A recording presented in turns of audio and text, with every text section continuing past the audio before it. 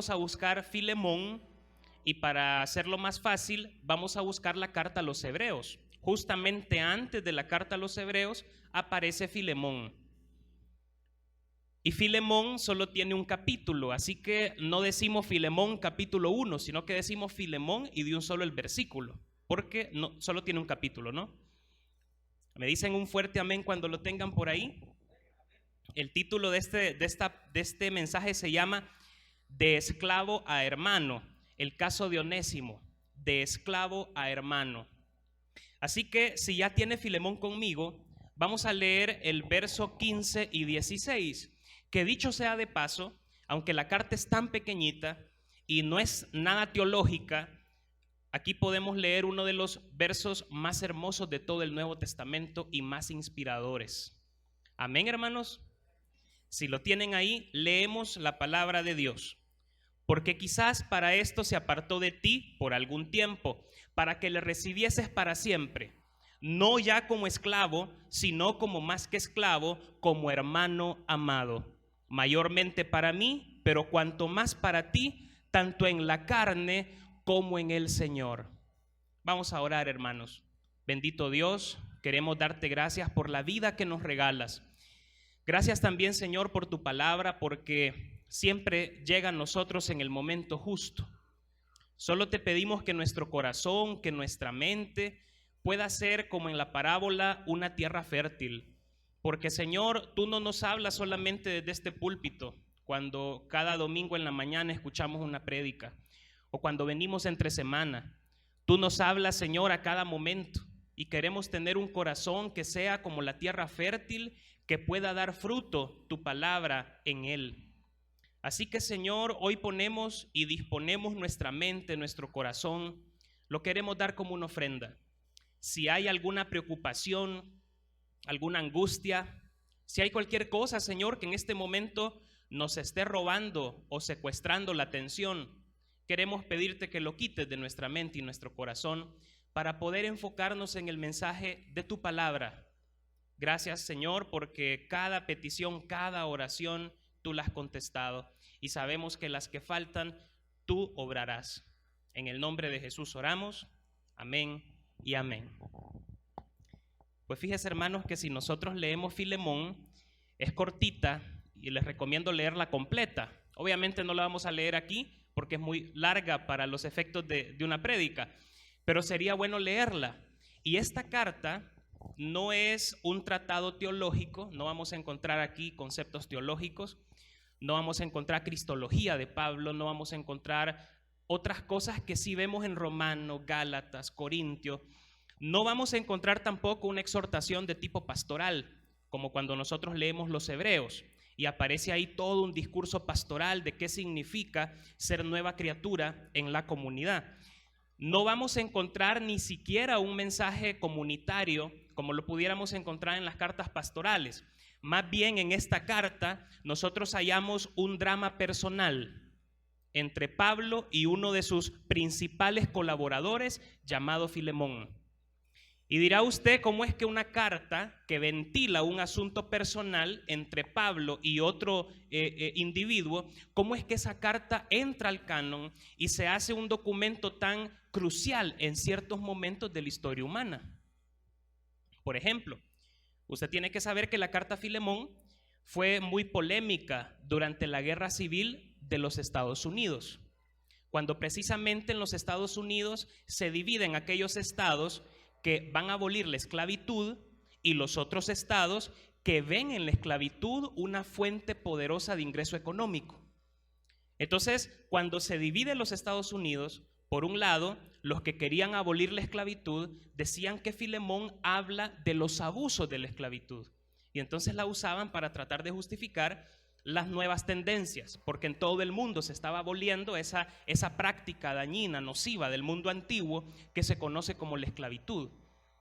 Pero los sureños, que no es que le guardamos rencor ni nada, pero los sureños, sobre todo los religiosos, apoyaban el sistema esclavista en la misma carta de Filemón. Y entonces decían, miren, en la carta a Filemón, al final quien gane Filemón, porque Onésimo, que es el esclavo, tiene que regresar a la casa del amo. Y en ningún momento el apóstol Pablo va a abolir la esclavitud en esa carta. De hecho, el esclavo se va, se da cuenta de su error, Pablo intercede por él y regresa a la casa del amo. Y por tanto, la carta a Filemón está justificando el sistema esclavista. Entonces uno diría, ¿cómo es que una carta tan chiquita que ventila un asunto personal de repente se convirtió en el centro de crudas polémicas, sobre todo en aquella época, incluso en épocas actuales? Sin embargo, hermanos, en esta cartita pequeñita, que yo sé que ustedes ya han leído y escuchado, hoy vamos a repasar algunas ideas, encontramos lecciones de incalculable valor, sobre todo las que tienen que ver con qué significa ser hermano en Cristo. ¿Qué significa ser hermano en Cristo? Y fíjense, hermanos, que voy a decir esto con mucho respeto, pero nosotros a veces nos hermaneamos, ¿verdad? Decimos hermano, hermana, y ese hermanear al otro puede llegar a convertirse en un cliché, es decir, una palabra que de tanto uso carece de significado. Yo le puedo decir hermano y lo puedo ofender, o le puedo decir hermano y le puedo hacer un reclamo muy fuerte. O le puedo decir hermano aquí al entrar sin sentir ningún tipo de afecto hacia la persona que le estoy diciendo hermano o hermana. Y en algunos contextos la palabra hermano de hecho se ha convertido en una especie de título honorífico, ¿verdad? Usted le puede decir a un hermano en la iglesia Toñito, Chepito, pero cuando son aquellos hermanos con mucho poder económico, muy influyentes, es el hermano, dígame un nombre chistoso, no es el hermano Casimiro. Cuidadito con el hermano Casimiro. Llévenle al hermano Casimiro nadie se llama así aquí, ¿verdad? Que lo vi un poco serio. Pero me refiero a que hermano puede llegar a convertirse incluso en un título honorífico, como una especie de decir licenciado o doctor en algunos contextos. Sobre todo cuando la persona es muy influyente, entonces ya no se le dice Toñito, sino que es el hermano. Ahora, ¿qué significa ser hermano en Cristo? ¿Qué significa, como el caso de Onésimo, pasar de la condición de esclavo a la condición de hermano? Porque Pablo le dice, recíbele, pero ahora le recibes como hermano en Cristo y como hermano en la carne, es decir, en la vida real. Así que la palabra de Dios nos da uno de los textos más hermosos, el que nosotros hemos leído hace unos minutos. Y en este texto, Pablo da algunas pistas de qué es lo que estaba pasando ahí. Hemos escuchado muchas versiones de qué posiblemente pasó. Lo que nos queda claro de este incidente es que Onésimo por alguna razón huyó de su amo. Significa que no estaba cómodo, ¿verdad? Eso es una cosa tan elemental, que si Onésimo huye de su amo, es que huye por algo. Ahí podemos decir un montón de cosas, porque algunos han interpretado algunos textos de esta carta como que Onésimo quizás robó algo. ¿No es cierto? De hecho, en el versículo 18, Pablo está diciendo, si en algo te dañó, ponlo a mi cuenta. Entonces, para algunas personas eso pudiera ser como una pista de que estamos ante Onésimo y él hizo algún delito. Robó algo de la casa de su amo y entonces para evitar la ira de su amo él decide huir de la casa. Ahora, es cierto que hay una evidencia acá, pero no podemos ponerle al texto una carga interpretativa que no tiene. No está diciendo que Onésimo robó, no está diciendo que él hizo algún delito. Lo que sí está diciendo es que él se apartó de Onésimo, de Filemón su amo por algún tiempo, es decir, huyó. Y en esa huida él se convirtió y en esa huida se encontró con Pablo. ¿Dónde estaba Pablo? En una cárcel. Y es interesante que Onésimo en su cualidad de esclavo, en su categoría de esclavo, se encuentra con Pablo preso. Es decir, ninguno de ellos está gozando su libertad plena. Y es entonces en la cárcel donde Onésimo se convierte y Pablo intercede por él por algún incidente que Onésimo tuvo con su amo Filemón. Esa es la novela, el drama completo. Lo que podamos decir después ya sería añadirle al texto una carga interpretativa. Pero bien, basado en eso que estamos diciendo, podemos nosotros afirmar que la situación no era del todo bonita, ¿verdad? Algo había pasado. También nos podemos aventurar a decir que probablemente Onésimo sufría algún tipo de maltrato. Nadie va a huir de la casa del amo si él está cómodo. Incluso si el esclavo hace un delito o roba algo, pero el amo es amable y comprensivo, el esclavo va a ver cómo enfrenta, pero el hecho que haya huido significa que estaba ante algún peligro. Pero ¿qué nos dice Pablo de Filemón? De Filemón como tal. Nos dice que es un hombre de muy buena reputación. Nos dice que probablemente es un hombre que tiene mucho amor hacia los hermanos y ha sido famoso en la región. Parece ser que aquí es Colosas, ¿verdad? La iglesia de Colosas. Y Filemón se ha hecho famoso por ser un hombre muy amoroso. O sea, su amor y su fe han sido notorias en toda la región. Goza de buena reputación y probablemente goza también de una buena posición social. Es decir, es un tipazo, ¿verdad? Es esos tipos que vemos en la iglesia y queremos ser como ellos porque a todo mundo le caen bien. Cuando hablan, la palabra de Dios fluye ahí. Nosotros queremos ser como ese líder. Yo quiero ser como el hermano fulano de tal. Yo quiero ser como esa hermana que es tan espiritual, ¿verdad? Quiero ser como ese hermano que su espiritualidad es contagiosa y yo quiero imitarle. Pero algo no estaba bien y resulta que aunque Filemón era una persona de tan buena reputación y buen nombre, pero hay un esclavo que se huye de su casa. Entonces algo no anda bien, algo está pasando ahí. Y quiero hacer yo aquí sí es una aventura interpretativa, porque también estoy poniendo una carga que no dice esto. Pero ¿qué tal si existe un líder que sea de tan buena reputación, de tan buen nombre y espiritualidad, que la gente le admire, pero que en su casa no lo quieran, y que sus hijos le teman, y que sus hijos no vean ese afecto que él manifiesta en la iglesia hacia los demás, que no lo vean en la casa, ni hacia ellos, ni a su madre? ¿Qué tal de aquellos líderes que son tan admirables cuando están en el diaconado, pero cuando están en el ministerio de la familia son totalmente reprochables? Y la gente probablemente dice, qué espiritual es el hermano, y sin embargo sus hijos saben el tipo de persona que son en el ámbito privado. Hermanos, muchas veces esa discordancia, no estoy diciendo que es la que esté acá, simplemente estoy usando esto como trampolín para hacer una afirmación. Pero en algunas encuestas que se han hecho en pastores en los Estados Unidos, se ha detectado dos grandes problemas. Es un libro que se llama Pastores en Alto Riesgo. Lo escribe Neil Anderson y creo que lo escribe también el doctor Dobson en compañía de él.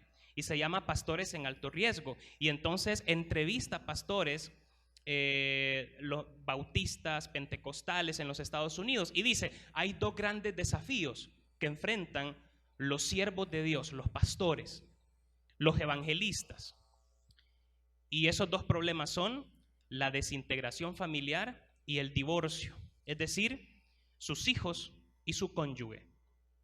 Estamos hablando de datos estadísticos y es bien interesante el libro porque él hace una entrevista a algunos de estos pastores y dicen que hicieron lo posible y lo imposible para que su familia no se desintegrara, pero muchos de ellos, sus hijos, terminaron en otras religiones o terminaron en el ateísmo.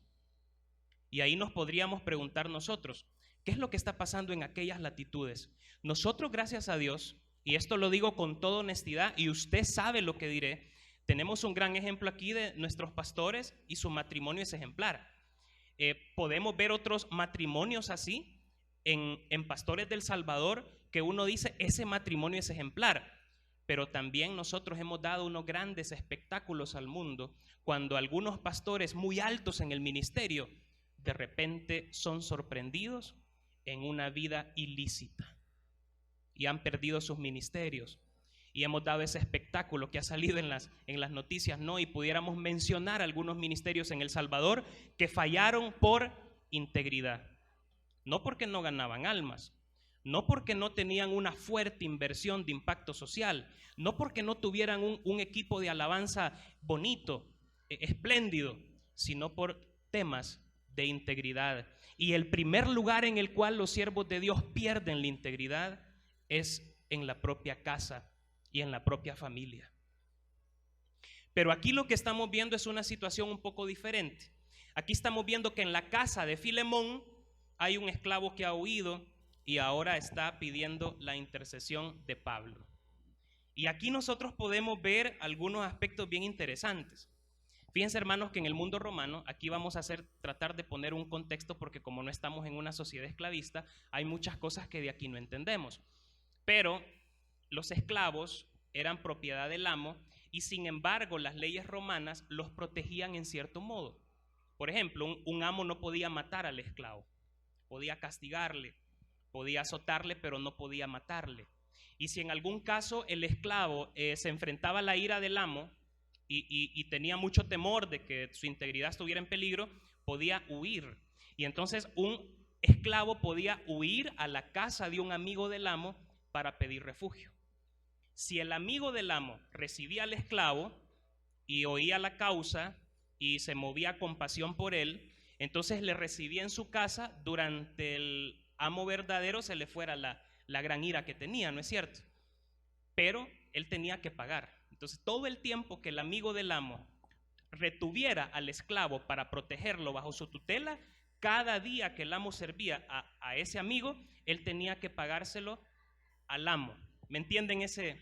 No sé si los he confundido, pero me entienden ese rollo. Entonces, hermanos, sí podía una persona dar refugio a un esclavo cuando él escuchaba y se movía a misericordia, pero tenía que entender que cada día que él lo refugiaba en su casa, tenía que pagar obviamente al dueño de aquel esclavo, porque eran días que el esclavo no le servía y él era su propiedad.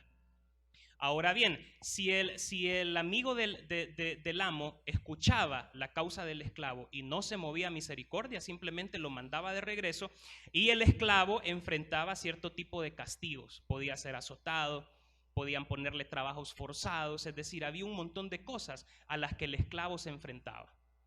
Entonces, hermanos, hay que ponernos en los zapatos del esclavo en ese mundo romano y pensar que huir de la casa no era garantía de que se salvaran.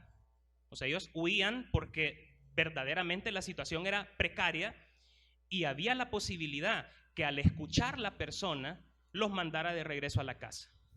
Si ellos huyen a otro lugar, ahí sí les daban pena de muerte. Entonces, yo no sé si ustedes han visto esta película Espartaco. Sí la vieron, ¿verdad? Que es una película antigua. Entonces, en esa película se ve una de las primeras revoluciones de los esclavos y a partir de esa revolución la sociedad romana ya se vuelve más dura en sus leyes para evitar que los esclavos huyeran de las casas de sus amos. Pero aquí, hermanos, estamos viendo un cuadro bien bonito, porque el esclavo va, encuentra a Pablo y hay algunas preguntas que nos podemos hacer. ¿Cómo sabía dónde estaba Pablo? ¿Cómo conocía a Pablo? ¿Será coincidencia de que él encuentra a Pablo? Pensamos que no. Y si Onésimo era siervo de Filemón, lo más probable es que conoció a Pablo cuando él visitaba la iglesia de Colosas. Y probablemente Filemón, como un esclavo inconverso, porque no se había convertido, les servía. Y había escuchado a Pablo. Y probablemente le había escuchado decir lo que Pablo siempre predicaba, una fórmula bautismal que tiene Pablo. Pablo lo mete en sus cartas, lo vive a cada momento cuando él dice: en Cristo no hay hombre ni mujer, ni esclavo ni libre, ni judío ni griego. Eso lo vemos en Gálatas capítulo 3 y parece ser el pensamiento base del apóstol Pablo. Entonces probablemente Onésimo ha escuchado eso muchas veces de Pablo. Así que ahora su oportunidad más inteligente para huir es ir donde un amigo de Filemón, pero específicamente donde aquel que dice: no hay esclavo ni libre, sino que somos todos uno en Cristo. Y cuando llega donde ese hombre, se convierte.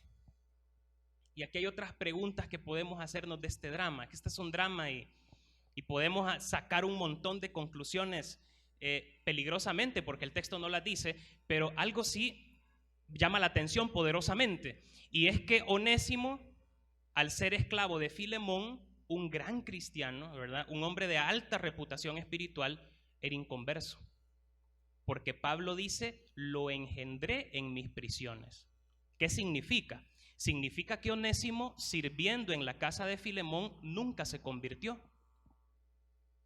Y yo me hago la pregunta, hermanos, ¿por qué es que una persona no se convierte? ¿Y por qué una persona rodeado de grandes líderes espirituales no se convierte? ¿Y por qué una persona que tiene una iglesia en la casa, ¿verdad? Porque la casa de Filemón era una iglesia, ¿por qué una persona así no se convierte? Es como si aquí nosotros tuviéramos una persona que nos ayudara, hermanos, con algún tipo de servicio y que fuera inconverso. Y que viene todos los domingos y nos ayuda a nosotros con algún tipo de servicio y después de 5 años es inconverso. ¿Tiene lógica eso? Pregúntese qué es lo que estaba pasando, que a Onésimo el evangelio que estaba viendo ahí no le había impactado en ningún momento. Y es hasta que tiene que huir y salir al encuentro de Pablo que entonces conoce el evangelio y se convierte. Hay muchas preguntas que nosotros nos podemos hacer aquí. Y es que, hermanos, en el cristianismo primitivo hay una historia que no nos han contado. Hemos visto la historia de los libres, ¿verdad? De la gente libre que aceptaba a Jesús. Pero hay unas voces que han quedado un poco marginadas en el Nuevo Testamento, porque no se habla casi de ellos, y son los esclavos. Pero ¿qué podríamos nosotros suponer acerca de los esclavos? Que también se convertían. Y fíjese usted, hermanos, que ya en la segunda carta a Timoteo hay un mandamiento hacia los esclavos ya.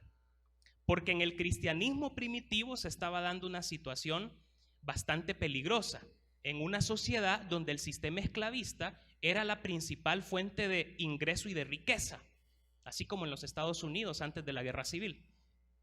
Y esta situación es la siguiente: cuando se convierte a Cristo una persona, es parte de una comunidad de iguales. No hay hombre ni mujer, esclavo ni libre, judío ni griego.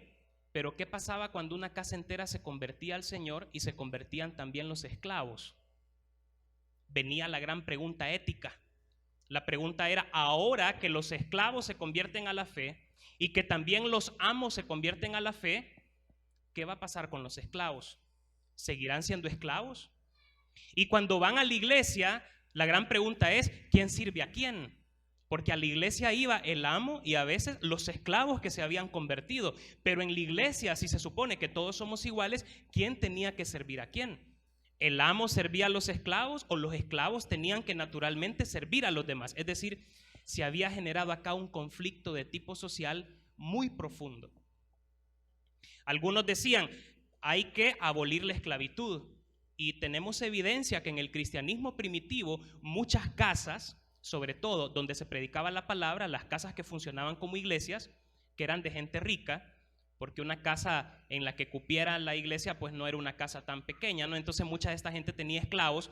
La pregunta es, ¿abolimos la esclavitud? Y resulta un tema bien interesante que la esclavitud nunca fue abolida, ¿verdad? Era un sistema demasiado arraigado y aquella sociedad todavía no estaba lista para manejar ese enorme conflicto social. Sin embargo, yo no puedo negar que quizás el apóstol Pablo tuvo presiones de varios frentes. Imagínese usted, hermanos, con este asunto de Onésimo y Filemón. Onésimo ha huido y posiblemente la gente más radical pensaba, ese esclavo hay que castigarlo, ¿verdad? Tiene que ser castigado porque huyó de la casa. Peor aún si se robó algo, ¿verdad? Como según sugiere el versículo 18. Si se robó algo, pues definitivamente tiene que regresar y tiene que ser castigado. Pero probablemente otro grupo de la gente que más se tomaba en serio la fórmula bautismal esta que estamos nosotros diciendo de Gálatas 3, decía, no tiene que castigarlo y probablemente que lo deje libre. Entonces no sabemos nosotros si esta carta entró al Nuevo Testamento porque en realidad se volvió sumamente polémica.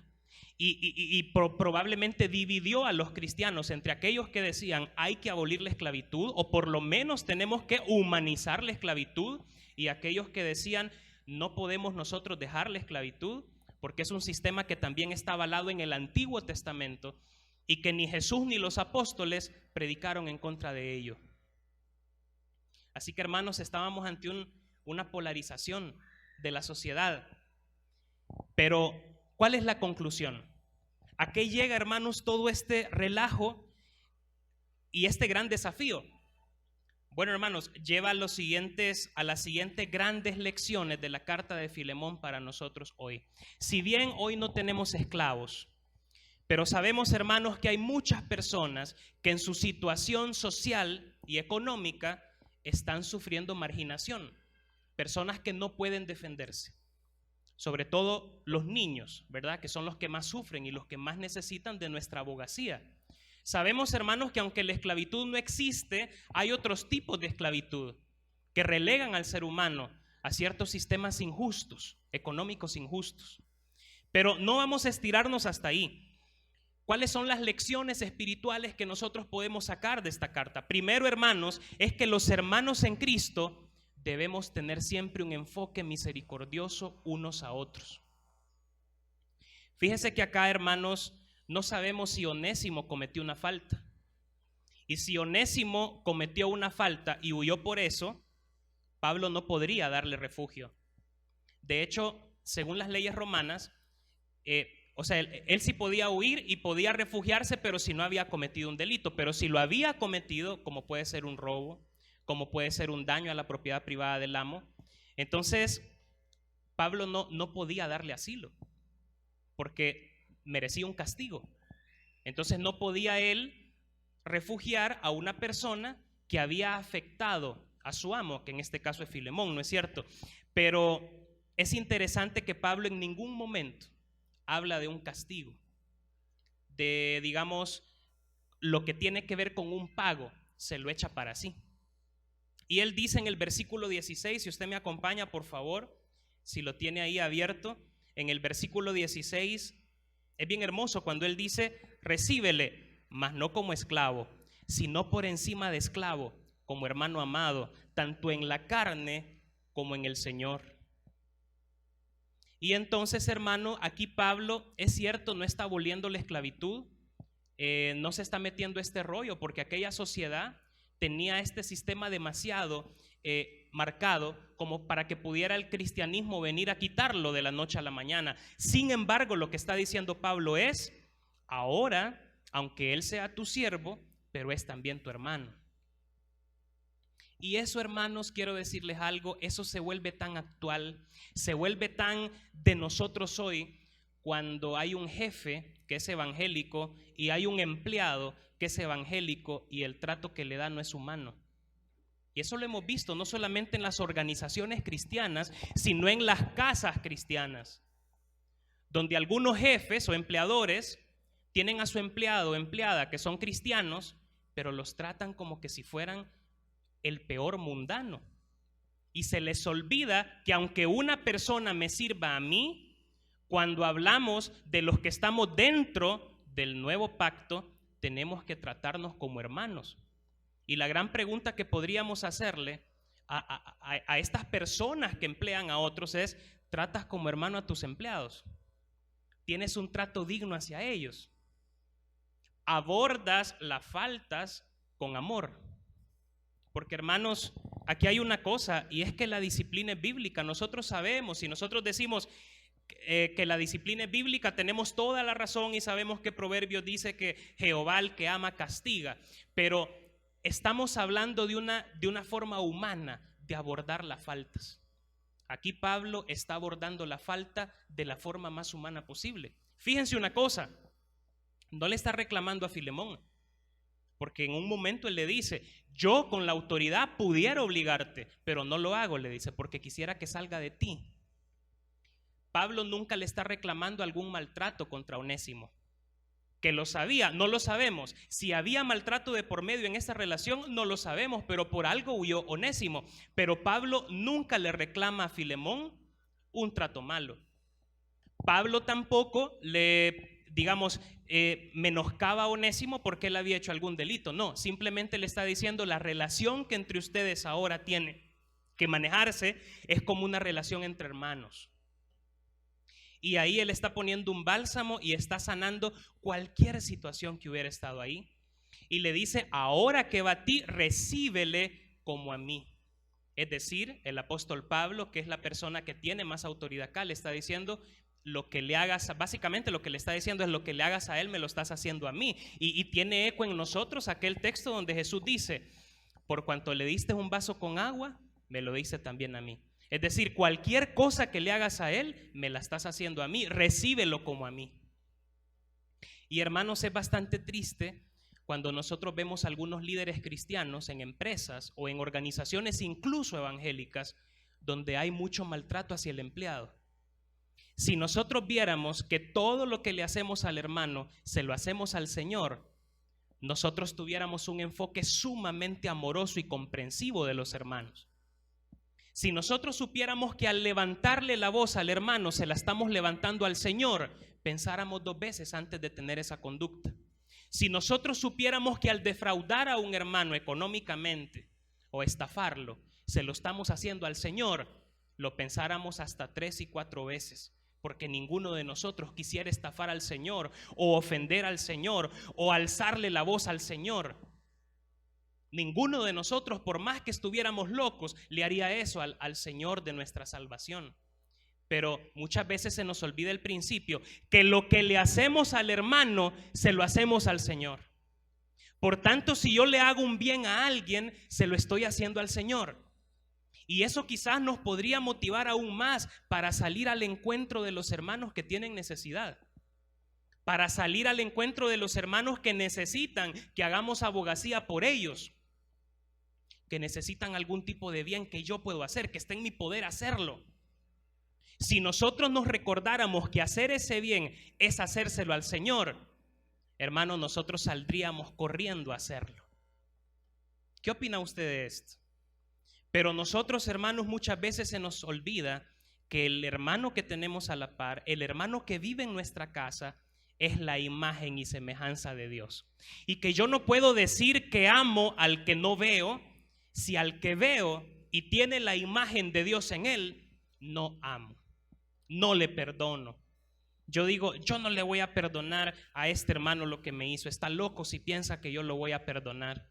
¿Y cómo es posible entonces que al orar le digamos a Dios que le amamos si en nuestro corazón no existe la posibilidad de perdonar al que nos ha ofendido?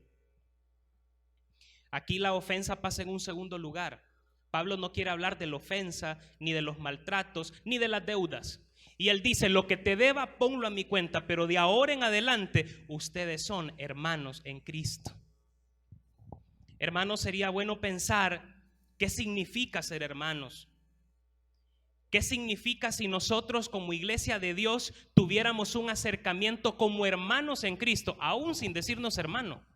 Puede ser que yo le diga, yo a algunos de ustedes no les digo hermanos, aquí a mis amigos no les digo hermanos, solo los llamo por su nombre, pero sí quisiera tratarles como hermanos, sí quisiera sentir la hermandad, sí quisiera saber que nosotros, hermanos, pertenecemos a una misma comunidad y en esa comunidad no hay hombre ni mujer, esclavo ni libre, licenciado ni doctor, ni empresario, ni empleado. Es decir, en esa comunidad todos somos iguales porque somos lavados con la misma sangre del Señor.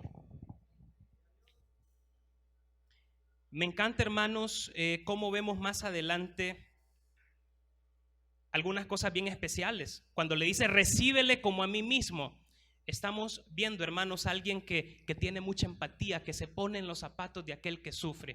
Eso de recíbele como a mí mismo tiene que ver con una persona que logra sentir el dolor del otro. Y hermanos, eso se llama empatía. Esa palabra empatía es algo que tendríamos que tener mucho nosotros los cristianos. Y alguno pudiera decir, yo nunca he visto empatía en el Nuevo Testamento, sin embargo hemos visto algunos pasajes, por ejemplo, donde nos habla de el cuerpo. Pablo utiliza mucho esa metáfora. Y él dice una cosa, dice, si el cuerpo se duele todo. No le puede decir el ojo, perdón que lo voy a parafrasear porque no me acuerdo literalmente cómo está en la Reina Valera, pero le dice, si un dedo se duele todo el cuerpo. Es decir, la forma orgánica en que Pablo ve al pueblo de Dios es como un cuerpo, que si en ese cuerpo yo, pongamos un ejemplo, yo me golpeo un dedo, todo el cuerpo vibra. Y el dolor no solamente es sectorial, no solamente es un dedo el que se golpeó y se golpeó el dedo, así que no me importa porque solo fue el dedo. Momento, el dedo soy yo. Y si me golpeo un dedo, todo mi cuerpo vibra. Y es un dolor increíble, sobre todo un dedo chiquito, ¿no es cierto? Si un dedo chiquito nos lo pasamos llevando ahí con la pata de una mesa o de una silla, es un dolor que uno se quiere morir o una cosa así. O pararse en un juguete, ¿verdad? Uno de esos juguetes chiquitos, pararse en una de esas cosas, un dolor que todo el cuerpo vibra. Entonces, de la misma forma, la visión orgánica del pueblo de Dios es que si uno se daña, se siente mal todo el cuerpo. O sea, si sabemos que hay un hermano en la iglesia que está mal, nos sentimos mal todos. Ese es el nivel de integridad que nosotros buscamos, ¿verdad? Porque es el estándar bíblico de lo que significa ser pueblo de Dios. Sin embargo, hermanos, nos enfrentamos a una indiferencia que en esencia es diabólica. Y esta indiferencia fue gestada por los ingenieros sociales que buscan que a través de este sistema la gente sea cada vez más egoísta y cada vez más consumista. Y es, hermanos, el sistema que quiere que el joven, en vez de construir comunidad y tener empatía hacia los demás jóvenes, que él se enfrasque en sí mismo y su deseo de tener, y que busque tener el mejor teléfono, y que busque comprar la mejor ropa, y que busque comprar lo que está de marca, porque son estos ingenieros sociales los que quieren que el ser humano cada día sea más egoísta y cada día sea más consumista. No es este el principio bíblico o el estándar bíblico de lo que significa ser hijo de Dios. Pero vea usted qué peligroso cuando esta filosofía diabólica se mete en las iglesias. Ponga los evangelistas que salen en los canales cristianos no solamente para consumir todo lo que dicen, póngalos para criticarlos. No se preocupe que no le va a dar lepra por criticar a un pastor. De hecho, hermanos, ese es uno de los argumentos con los cuales quieren que el Hijo de Dios no critique lo que escucha, que no lo pase por el filtro de la palabra de Dios, porque si usted critica lo que está diciendo el apóstol, cuidadito, le va a caer un juicio, ¿verdad? Entonces no, pero vemos que esta filosofía satánica se está metiendo en los grandes ministerios del mundo. Sobre todo, hay que decirlo, en algunos predicadores de los Estados Unidos, donde están invitando a la gente a volverse cada vez más egoísta y cada vez más consumista. Donde le están diciendo a la gente que su fe se mide por la cantidad de prosperidad que tiene, prosperidad económica, no prosperidad integral. Y le están diciendo a la gente que si no tiene un buen carro es porque le falta fe. Y que si ellos quieren liberar su casa de esa gran hipoteca, lo que tienen que hacer es mandar una ofrenda al telepredicador que está tirando poderes mágicos desde ese canal, pidiendo dinero. Y que usted toque la tele y a través de tocar la tele y creer en lo que está diciendo ese telepredicador, usted va a recibir ahí la bendición. Y vemos entonces cómo el mensaje de la Biblia se comienza a desnaturalizar. Y vemos como un enfoque, una filosofía que es diabólica, que es consumista, que es egoísta, que es neoliberal, comienza a apoderarse de las bocas de aquellos que se llaman a sí mismos representantes de Cristo en la tierra. Porque así dicen que son los apóstoles, que son los que representan a Cristo en la tierra. Y tenemos que saber que este es un movimiento que, aunque no ha entrado en El Salvador con tanta fuerza como se ha entrado en Costa Rica y en otros países de Sudamérica, es un movimiento que lo vemos en cada programación cristiana, en cada radio cristiana. Vemos asomarse a estos televangelistas poco a poco. Y vemos cómo el evangélico lastimosamente comienza a consumir este tipo de mensajes espurios, antibíblicos, disfrazados de una falsa santidad y de una falsa piedad. ¿Qué es la solución? ¿Cuál es la solución que usted y yo tenemos que hacer? Tenemos que volver a la palabra. Tenemos que convertirnos en lectores con hambre de la palabra de Dios. Tenemos que estudiarla de forma seria y tenemos que desarrollar un espíritu profético. Tenemos que ser profetas para tener la valentía de decir: ese no es el Señor que ha hablado. Ese no es el Señor. Ese mensaje no es de Dios. Él no es Dios. Dios no ha dicho eso, porque eso va en contra de su santa palabra. Queridos hermanos, es hoy en un tiempo violento, convulso, donde estamos viendo la violencia desbordarse y llegar a sacudir las mismas bases de las democracias. Ustedes vieron hace poco lo que está pasando en los Estados Unidos. Es en estos tiempos donde el cristiano, el Hijo de Dios, debe armarse más de la palabra de Dios como nunca. Seguiremos oyendo falsos profetas, falsos maestros, porque las teologías van y vienen y se ponen de moda y se salen de moda, pero lo que nunca cambia es la esencia de la palabra de Dios. Y aquí la esencia del mensaje que Pablo le dice a Filemón, hablando de dos personas que son de estratos completamente diferentes. Uno es libre, el otro es esclavo. Uno es prestigioso, el otro no tiene nombre. Uno es acaudalado, el otro no tiene más que donde recuesta su cabeza. Pero el mensaje de Pablo aquí es: recíbele ahora como hermano en Cristo. Y el mensaje que el Señor nos da hoy en la mañana es: trátense como hermanos en Cristo, sobre todo porque los tiempos son difíciles. Hermanos, oremos por lo que viene a finales de este mes. No porque un partido quede. A nosotros al final no nos interesa el partido que queda. Oremos para que como hijos de Dios no nos hagamos daño y no participemos en los actos de violencia que están ocurriendo. Y oremos también para que en nuestro país no se hagan más heridas a causa de la polarización, a causa de la política. No merecemos más heridas. Oremos para que el mensaje del evangelio traiga una cordura a los que han perdido la cordura en esta sociedad. Vamos a orar, hermanos.